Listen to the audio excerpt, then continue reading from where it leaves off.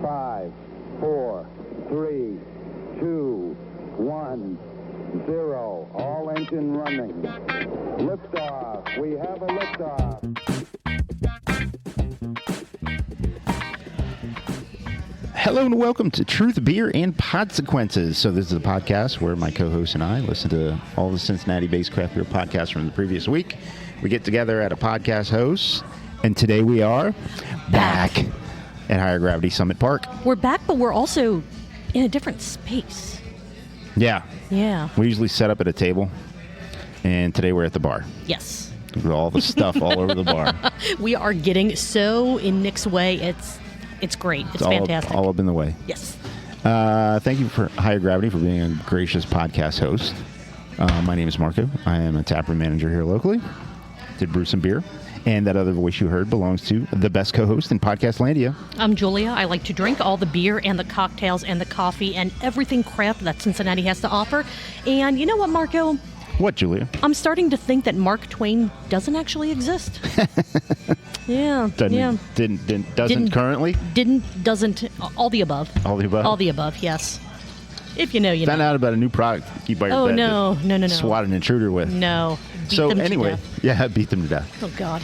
So anyway, all the thoughts and opinions on this podcast are ours and ours alone. That do not reflect any entity which we may be affiliated with, such as full-time or part-time jobs, or Higher Gravity, the space itself. If you want to get at us, please listen, and we will tell you how to get at us at the end of the pod. Mm-hmm. That being said, thank you to everyone who's been around for a long time. Truly appreciate your listenership, and thank you for everyone who's come along today, brand new. Welcome. Listen to a few, you'll get it. We are the number one podcast that talks about Cincinnati craft beer podcasts. Hopefully there aren't too many consequences from the host of the other podcast, but we'll see. We'll find out. We'll find out. Who knows? We may see some of them later. It's true. All right. That being said, no podcast would be a good craft beer podcast if we weren't having some beer. Julia, what are you drinking? I am having a Huevo from Mad Tree, their Mexican lager. It's the perfect weather for it. I might get that one next. All right.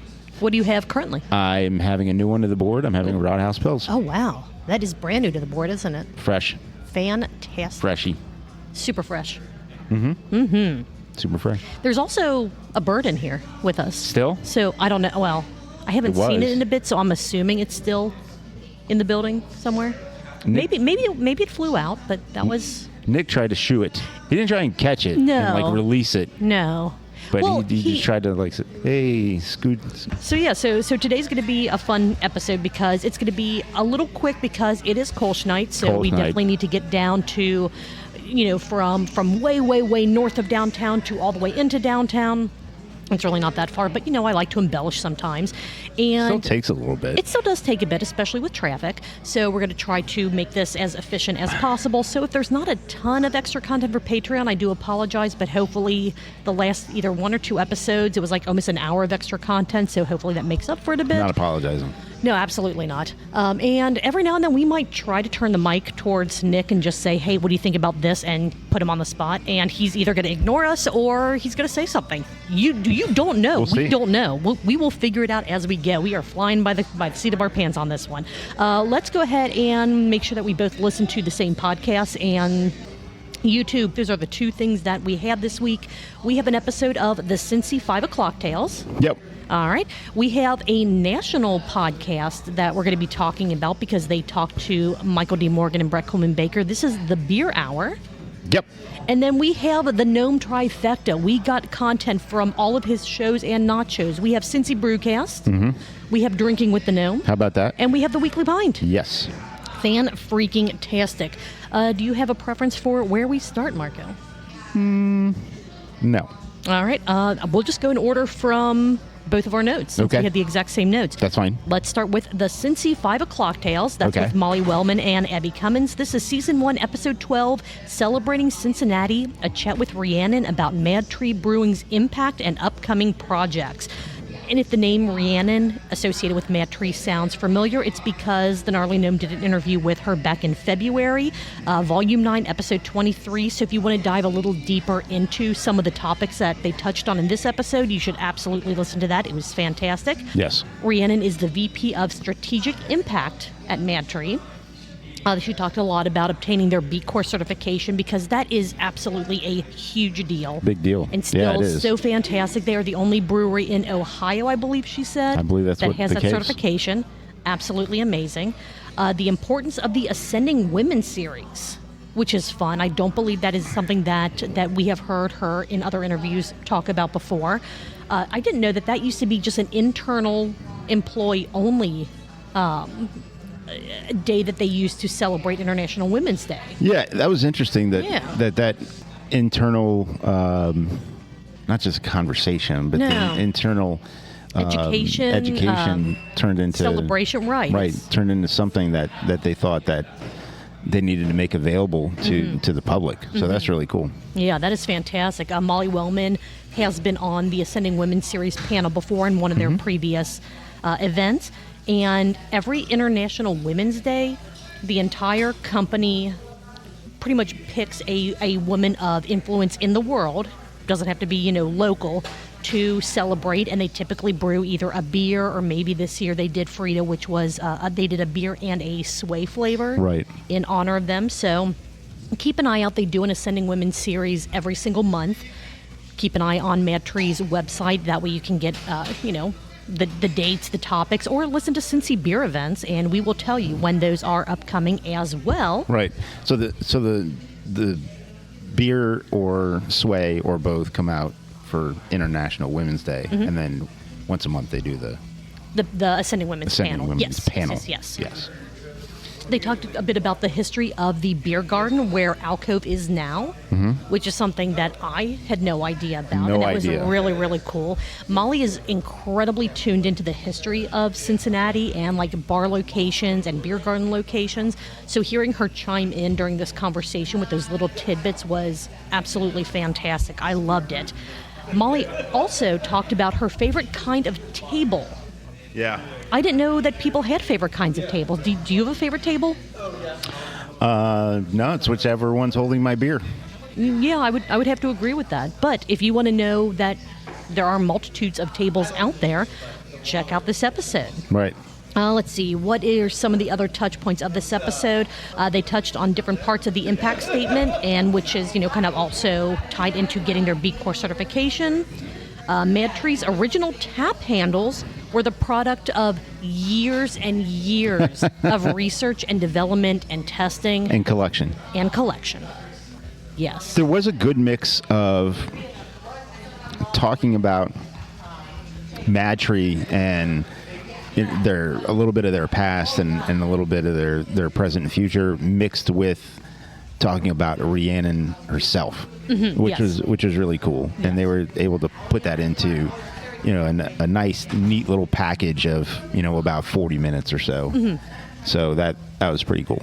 I still want to know where the video for their show is. I have no idea. They talk about video, and I don't know where this is. They put clips on Instagram, so I can confirm. I wouldn't see that. But I can confirm that it is being recorded.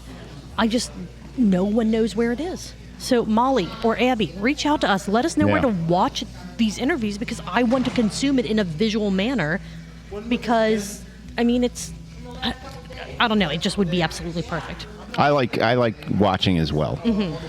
Plus, I want to see what Molly's wearing. She always looks absolutely amazing and bright and vibrant, and I need to live vicariously through her and her amazing fashion. Most of the time, if I have the option for watching versus listening, I'll choose to watch. Yeah, I would agree. Not that I don't need content on my commutes, because I do, but I take in a lot of content that way. But yeah, but you get a little more out of a conversation when you can see like the facial expressions and the gestures and the articulations happening, and not just trying to pick up on those audible cues from the conversation. Yeah. Yeah.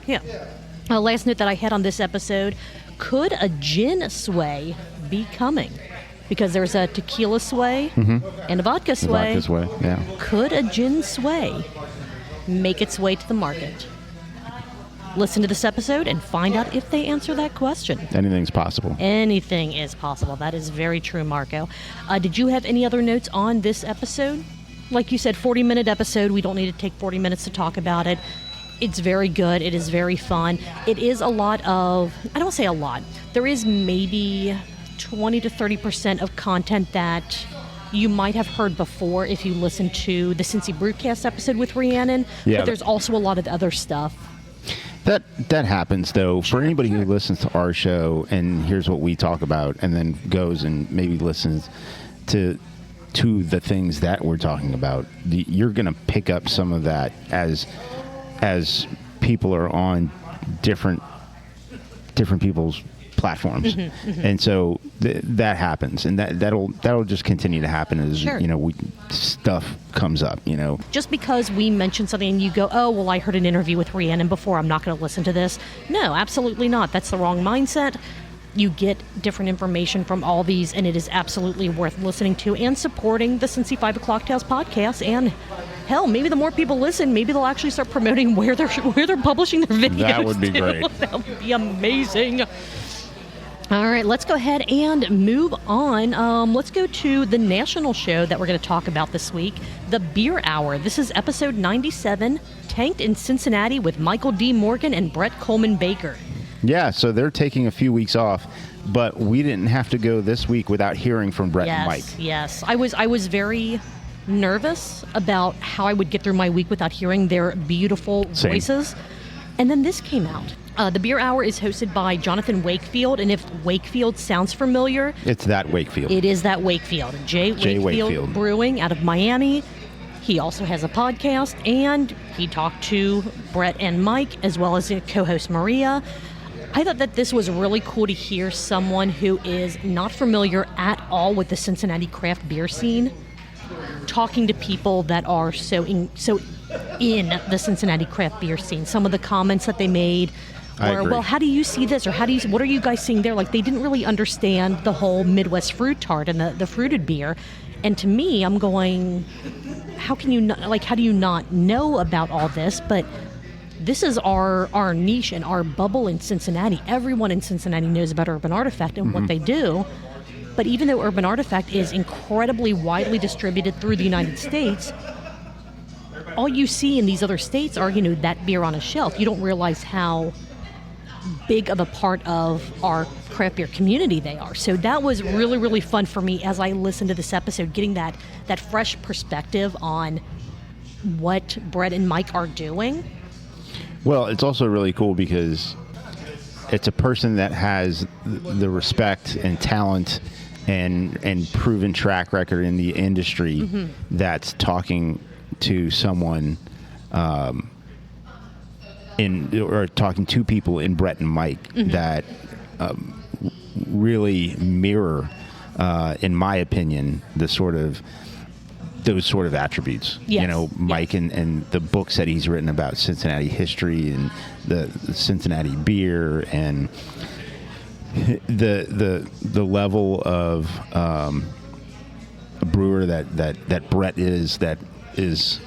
I wouldn't flatter him too much, but I mean, not just national but international recognition for what it is that he and his team does. Right, and he and Jonathan actually started going pretty technical when they started talking about how they make Midwest fruit tarts, because that was one of the things that they started the conversation off with. How do you get your fruit? How much fruit are you getting? Where do you source it from? Is it all local? Is it coming from, anywhere you can get it?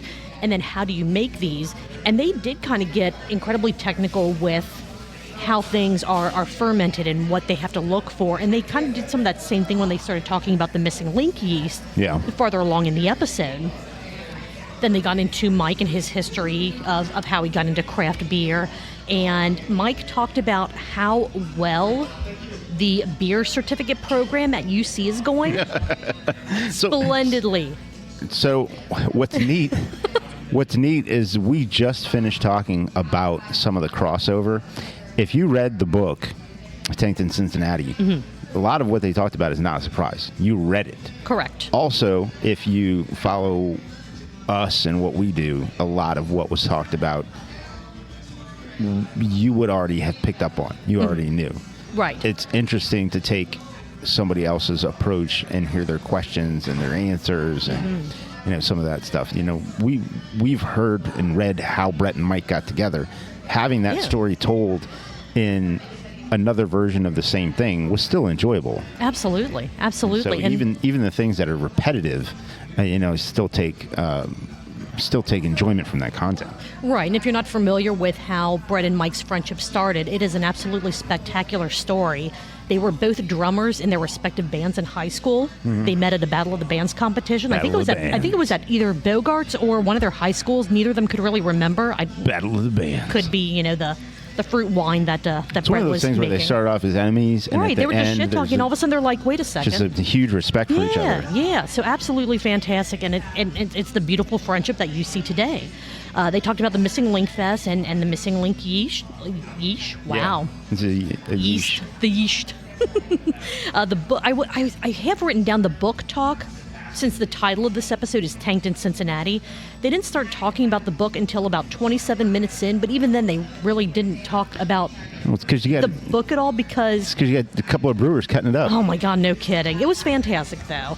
Jonathan's view of how craft beer is shifting was interesting. He sees that it is moving away from beer and more into the THC space, and that's overtaking beer as far as what drinkers want, which I don't 100% agree with, but at the same time, looking at what Urban's doing with Costello and stuff like that, he's not entirely, I don't want to say he's wrong because he's not, but there is a much bigger picture. It's not as simple as younger drinkers are moving away from beer and into THC, CBD, alternative beverages. It's one of those, it's a death by 1,000 cuts thing. Now, the good news is craft beer is not dying. But what is going on is there are a lot of things competing out there for your dollars and for your attention and for your recreational time. Mm-hmm. And so those things are just taking on different forms and shapes. But craft beer is not dying. No, not at all. One of the last notes that I have is about one of the most, I say entertaining, but one of the most intriguing and fascinating parts of their conversation. It's how they got into the discussion about the book, about some of the interviews that they've done, how the end of a brewery could sometimes be the best thing and not the worst thing. Yep. Which is always interesting to hear because you always would picture that as being the end of the world, and the book Tanked in Cincinnati showed that it isn't always that. Sometimes it can be the stepping stone to something you truly are passionate about. I agree, and I also think that just go and listen. Go and listen for that. Yes. That's important too, and that's part of it. Does connect back to the book in a large way. Yes, I agree. So Nick, we're going to call you over and ask you a question. So the question is: there's been a lot of conversation recently about the success of a small business, a brewery, bottle shop, that type of thing, and how that can shift sometimes. Do you currently see everything Higher Gravity has done as you've checked that box, this is a success, or are there still more things that, because I know I've talked to Jason about this before, but you always seem to run away whenever we talk to you guys on mic. Do you see best if I don't have a mic in front of me. We'll find out. Do you see Higher Gravity as a success currently, or are there still things that you want to do where you're like, it's not a success, but I still want to go a little farther before I check that box for you specifically? Yeah, I mean, I would say that probably most small business owners, entrepreneurs, whatever you want to call people, I think would always say that it's not a success because, one, every day you wake up at zero. That's literally true. You wake up at zero. That's true. It could all just fall apart. And that's you're true. And it's not, but in the back of your head, you're always like, is this the could day? all just fall apart. I don't know. Yeah. But does having two locations kind of spread that out any, or does that make it even worse? Some of the stress. Okay. Well, it's some both? things are it's both, right? Your costs can be alleviated slightly. There's certain things that are better, but then it's if I'm working and Jason's working, or if Jason's out of town and I'm working, someone calls off. What do I do? Well, now what do I? Yeah. I hear you. It's a scramble. So, there's pitfalls, there's pros, there's cons, and everything. But back to your original point and question, I don't think anyone who owns a business or is striving to grow a business would ever deem it a success until they get a fat check in their hand at the end of the day. And right. So yes, it is a success, but you always want to be. It's not your final success yet. Yeah. Okay. Yeah. That makes sense. I'll talk to you when I have like 100 of these, and then we'll. Where is location number 3? Like, if you could pick anywhere to open location number 3, because Jason said Costa Rica. So if you Costa Rica would be sweet. Okay. Florence, Italy, wouldn't mind that. No, but especially now that you guys do coffee up here. I mean, take that over to Italy. I'm sure that would be fantastic. They would smack us. And then you know what you would do right back? You'd break a piece of spaghetti in front of their faces. Like, this is what. Imagine Cincinnati chili. Oh my God. See, that's the thing. Cincinnati chili, I don't think they would even consider that spaghetti. So I think that you would be Greek like. Gravy. Yeah. Right. Well, but with on top of spaghetti, I don't think they consider that still spaghetti. Like how we cut it. Like the proper way to eat that is by cutting it, not by twirling it. Yeah, I mean, most of their noodles are like, there's different styles. Oh, absolutely. Yeah. So it's like they look at our pasta. They're like, dude, that's like no, box, this dude. isn't. Grandma's making that in the back. Right. Get out of here. Yeah. Break this all you want. That's not ours. Yeah. Yeah. So Costa Rica, Italy. Okay. Anywhere a little really more like Colombia. US based. Okay. Colombia's awesome. Medellin, if anyone wants a trip, that's kind of weird but awesome. Okay. Would recommend. All right. Awesome. If you're ever in here, you can see me on a burro on a picture outside the bathroom. It's a great picture. It was on a Colombian coffee farm. So it's a fantastic picture. Thank you so much. I actually have to serve customers. Okay. All right. Bye. That was fantastic. I love it. Did you have any other notes on the Beer Hour, episode 97, Tanked in Cincinnati, with Michael D. Morgan and Brett Coleman Baker, before we move on? No, it's an interesting conversation. I'm actually I'm going to keep my eye on that and hope that at some point there's another cool interview with somebody from the Cincinnati area. But hey, you know what? Moving forward, now that we're aware of it, we can keep an ear out, or keep an eye out, or, however you want to say that. And that's another thing. Hopefully it wasn't with Adam, and we totally missed the ball. Oh my God, that would have been terrible. But Adam would have told us. He would have told us. As sponsor of our show, he absolutely would have let us know. But if you guys know of a national podcast, or even a non-local, if it's from like the Kentucky area, Columbus, something like that, where they talk to someone from the Cincinnati craft beer scene, let us know so that we can listen, we can follow and support them, and talk about their show on our show. That's what this is all about. Trying to promote. Help. Yes. And we'll tell you at the end of the show how you can get into contact with us. All right. Moving on, we have the Gnome trifecta. All right. We have Drinking with the Gnome. I almost said Dancing with the Gnome. Cincy Brewcast. We have done that before, yes. And we have the Weekly Pint. Do you have a preference where we start, or just keep going with how our notebooks are set up? Let's keep it going. Keep it going. All right. Drinking with the Gnome, or I'm going to go and do it Dancing with the Gnome. Cheers. Cheers.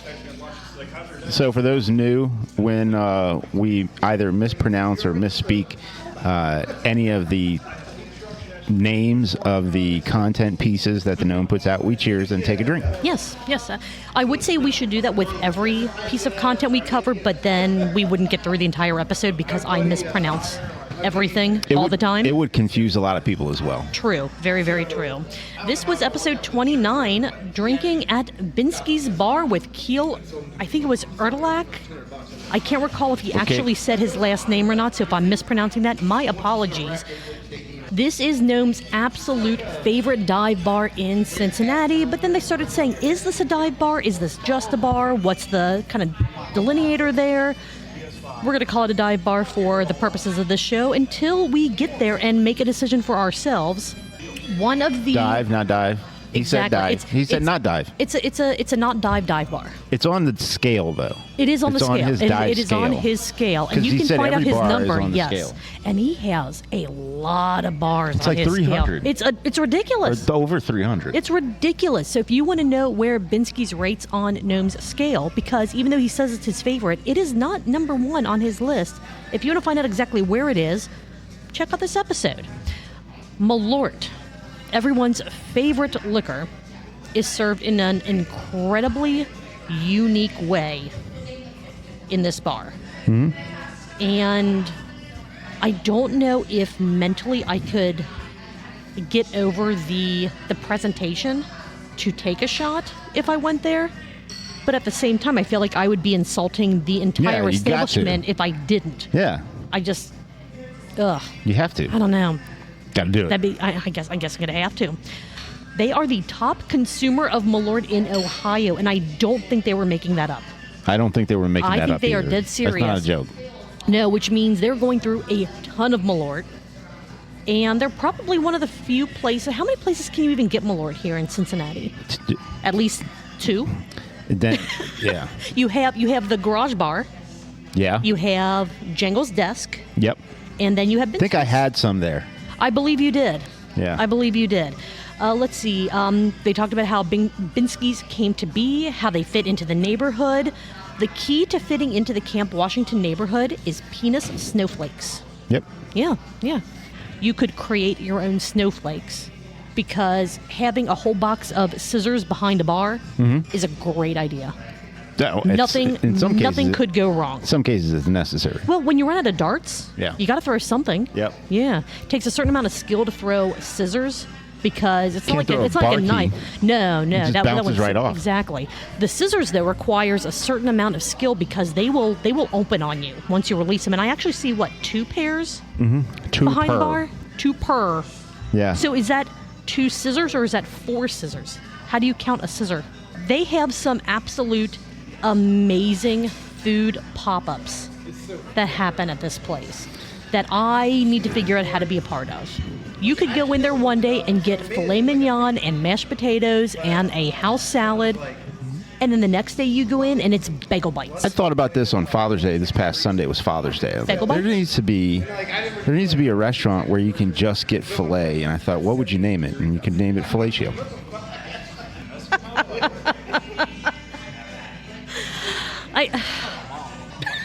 Wow. They talked about cowboy shots and how almost no one knows what a cowboy shot is. Meat raffles. They said they were going to talk about meat raffles, and then they didn't really talk Jesus. about meat raffles. What draws people in, and pirates nuts. Yeah. Yes. This. Well, It was they're kinda- claiming to be one of the OG meat raffle places. Correct. Out of the 3 or 4 places in Cincinnati that are now doing meat raffles. Meat raffles. Yes. Yeah. This was quite possibly the most ADHD episode that Gnome has done in any of his shows I enjoyed it. ever. Oh, it was fantastic. It was fantastic. But man, they're like, oh, we're going to talk about this. Just kidding. We're going to get, squirreled away to talk about Right. something else. That's fine. Such as how Kiel is going to be the next Jeff Ruby. Hands down. He is already being voted in. He will take Jeff Ruby's crown once that legacy needs to be passed on. I think there's one thing listeners should consider about taking away is that, hey, you think it's fun? You want to be in the bar business? Guess what he's doing? Mm-hmm. He opened a bar. And he's working like 70 or 80 hours a week. Yes. He gets one day off, I think, and it's still working 70 or 80 hours Well, a week. he takes one day off a week, but then he still shows up. Still shows up. Still shows up, and he still does stuff. It's not like he shows up and just sits at the bar and drinks. Like, he shows up and then is doing stuff, Yeah. work-related stuff. I just found a third pair of scissors. A third scissor. Ah, 2 more a trifecta. scissors, yes. Okay. Let's see. Details on the possible second Binski's location, which will absolutely happen, according to Kiel. He is already turning ideas over in his head.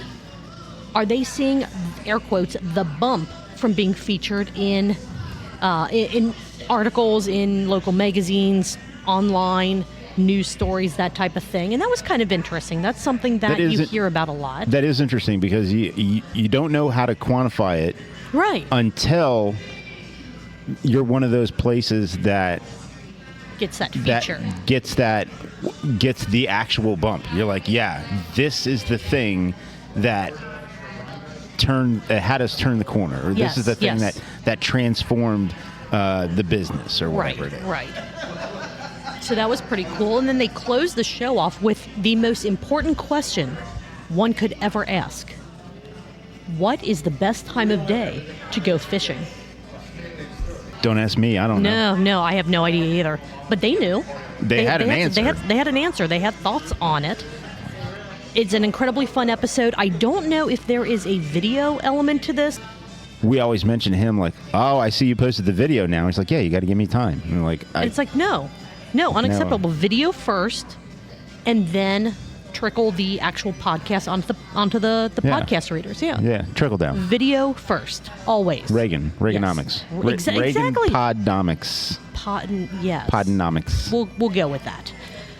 Anything else before we flip the notebook and start talking about Cincy Brewcast? No, we should keep going. I know, yeah, because we've got places to be. All right, Cincy Brewcast, Volume 10, Episode 10, Gravel Road and Paying Attention to What Feels Right, with owner and brewer Dan, is it Laro?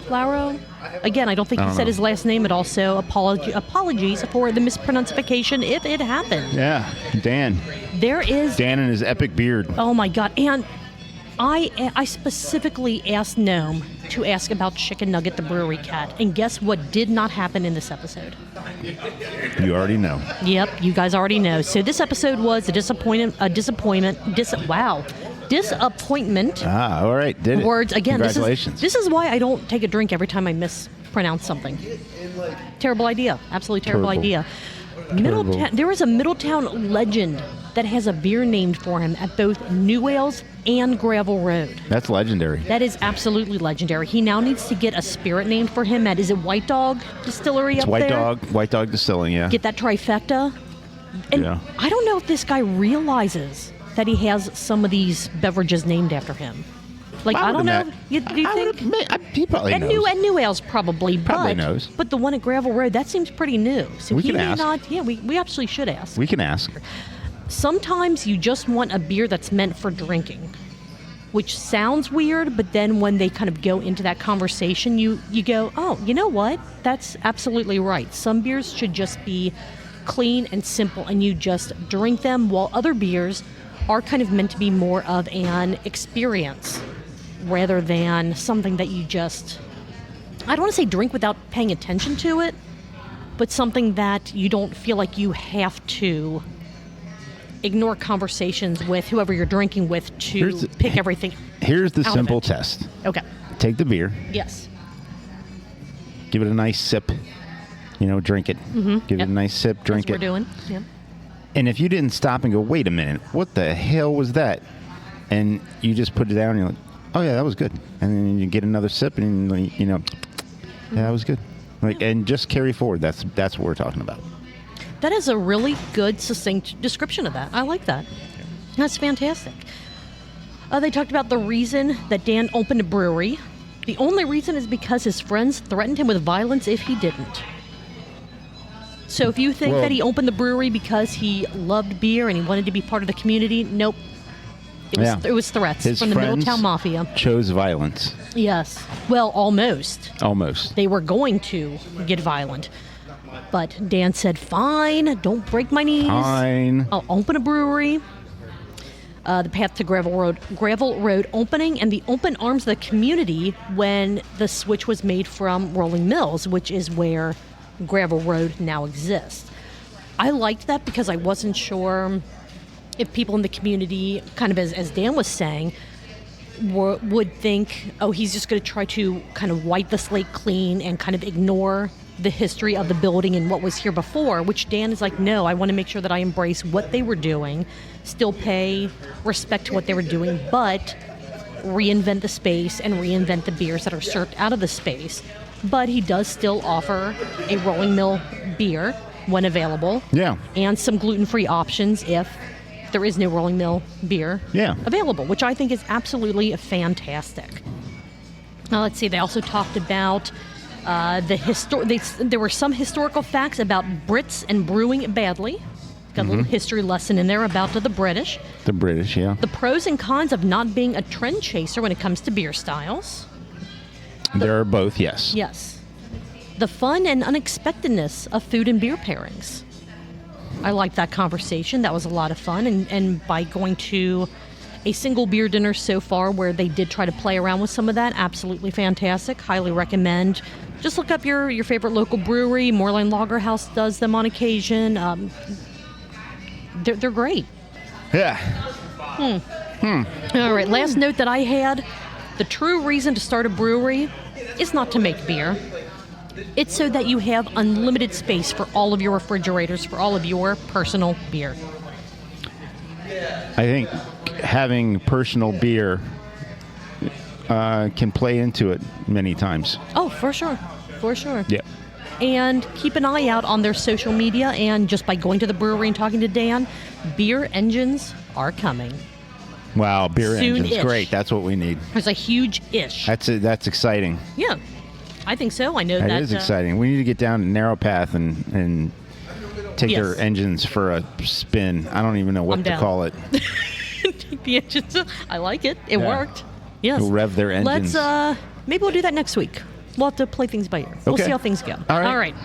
Anything else for this episode of Let's Go and Do It, the Cincinnati Brewcast? Cheers. Oh, Cheers. as I smack Cheers into the the mic, microphone. See, we're set up completely different. I don't have the same amount of space around all the stuff that I normally have. Yeah, we're not across from each other looking at each other. No. Instead of looking at each other and having an actual conversation, we're watching the TVs. If I see another Son of Bello commercial, Oh my God, I'm gonna throw something at the TV, and then we'll never be allowed to record here again. So maybe I shouldn't do that. it just freezes the fat away. It just. All right. Let's talk about the Weekly Pint, episode 217. Walnuts still in my face. TWP, yeah, you know me. Oh yeah. We had Gnome actually sent his wife a text with the hashtag TWP. Yeah. I didn't realize you texted hashtags to people. Either I'm just old, or that shouldn't really be a thing. It is what it is. Yeah, it's fine. Again, whatever makes you happy. Maybe that's the way that they communicate best with each other. Yeah. We don't know. We're not Hashtags. we're not that into their personal life. Yeah, I mean, sure, whatever keeps that spark alive between two people. Okay. Maybe it's hashtags. Who knows? Could be.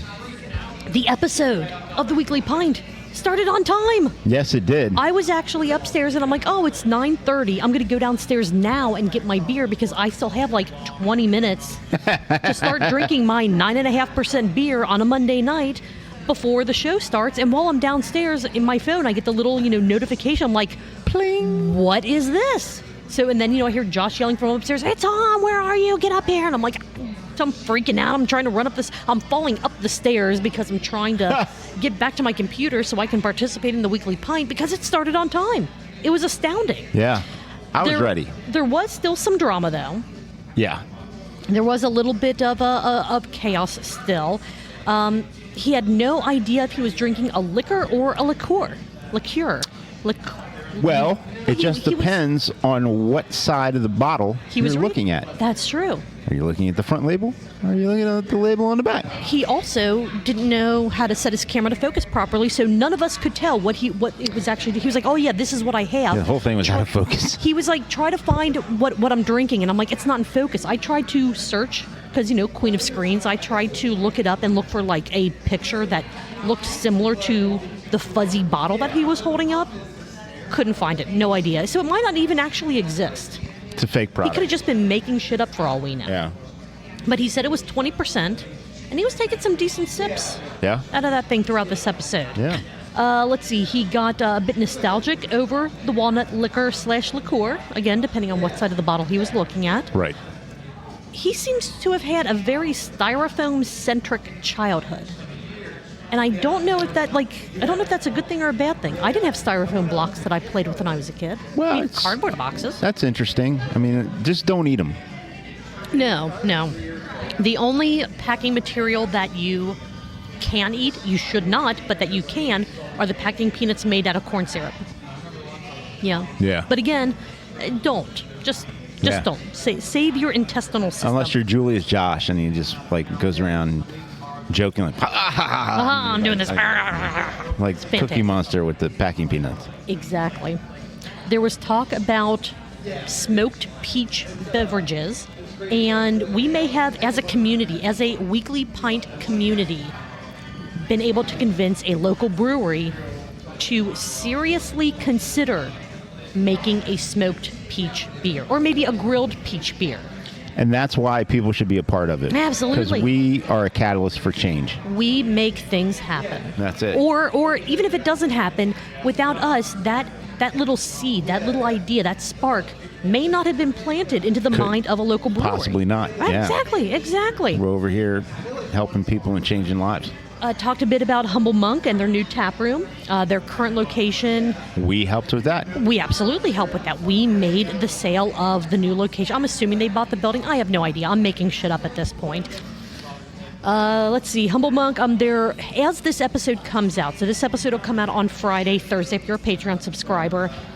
The day after this episode comes out, so June 22nd, Saturday, is the last day that their current tap room on Blue Rock is going to be open, and then they will be closed-ish for an undetermined amount of time while they get the new building and the new space, which is just about 4 blocks down where Blue Rock and Coleraine meet, ready, and the new brew house set up. I believe they're going to be selling their beers at, as part of guest taps, some packaging at places. Their website, humblemonkbrewing.com, their plan is to keep that updated with where you can buy their beers and where they are on tap. So still continue to buy their beers and support them because they still need some income while they're putting together this new space. They're basically starting from scratch. So the Weekly Pint touched on that a bit, not too much, because Gnome was like, I really just want to wrap this up. I started on time. I don't want to go for a full hour with this. So didn't dive into it too much, but again, keep supporting them as you can. Talked about Voodoo opening their Westchester location and his feelings on invasive species. Yes.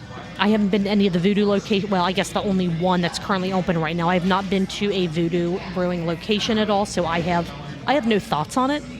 I don't have an opinion. They're here, but to me, it hasn't taken away from the places that I want to support, so whatever.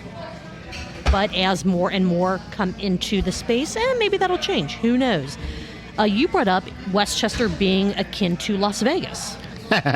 Is Westchester the Las Vegas of Westchester? Yeah, Westchester's the Las Vegas of Westchester. It's a thing.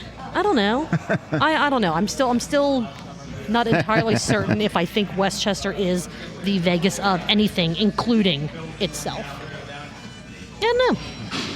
Gonna have to think about that some more. And then a little Gnome almost stopped this episode before you brought up a very important topic, BC's grand opening. It happened, y'all. Gnome said exactly 4 words about it. I had to count. It's not big enough. Yeah. To which, Marco, you then responded with? That's what she said. Exactly. It's a great space, but yeah, it's going to be very packed all the time, but good for them. It was a shorter-ish episode. It was only about 38 minutes long as opposed to closer to an hour.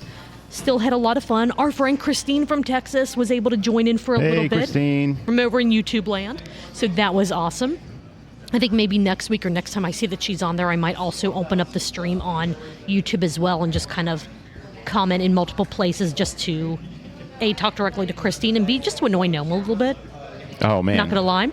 He'd go crazy. Yeah, no kidding. Platforms. Like, what are you doing? Joy is everywhere. It's terrible. Did you have anything else before we get to the sip count and then head on down to Kolsch night?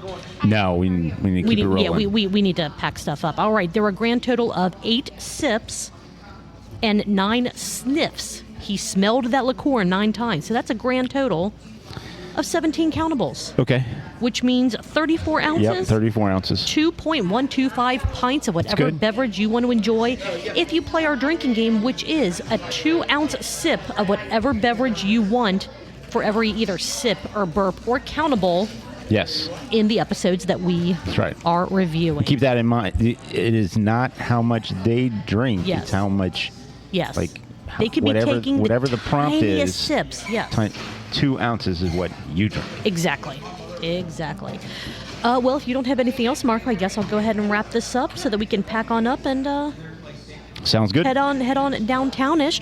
If you like what we did tonight, this was again a little bit of a rushed episode because we have other things that we needed to do tonight. And if there's not a ton of extra content for Patreon, because Patreon members get unedited episodes. Mostly unedited episodes. I cut out the silences if we happen to take a break. Otherwise, you get it all. The awkward silences, the terrible jokes that should not see the light of day.